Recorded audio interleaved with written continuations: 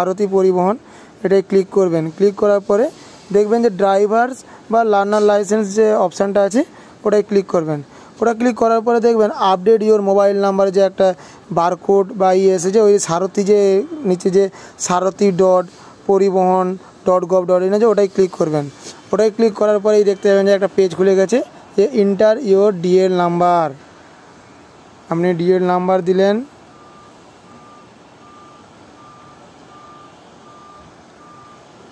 DL নাম্বারটা লিখবেন। লেখার পরে আমি লিখছি ডিএল নাম্বারটা, দেখুন পুরো লাইভ করেছি, দেখুন আপনাদের ভালো লাগবে, যদি নিজেরা করতে পারেন খুবই ভালো হয়। ডিএল নাম্বার দিয়ে দেবেন, তার নিচে এবার ডেট অফ বার্থ দিয়ে দেবেন।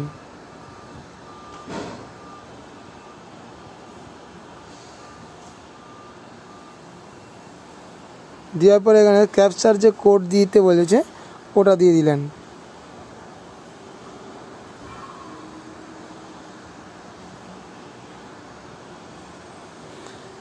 দিয়ে এবার ডিয়ার লাস্ট ট্রানজ্যাকশান স্টেট দিতে বলেছেন, স্টেটটা দিবেন, যে লাস্ট যে আপডেট যে করেছিলেন স্টেটটা দিবেন, কোথা থেকে করেছিলেন, ব্যাস।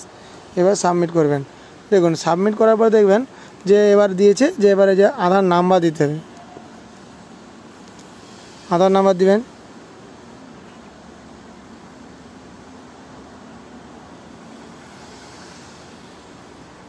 দিয়ে জেনারেল ওটিপি করবেন, ওটিপি এবার নিজের ফোনে রেজিস্টার মোবাইল নাম্বারে ওটিপি চলে যাবে।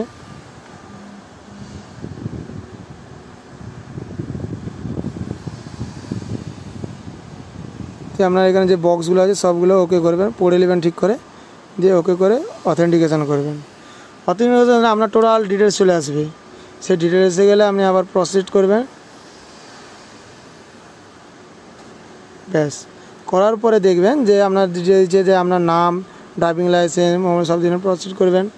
এখানে আপনার ইন্টার মোবাইল নাম্বার, যে মোবাইল নাম্বারটা ছিল বা যেটা চেঞ্জ করবেন,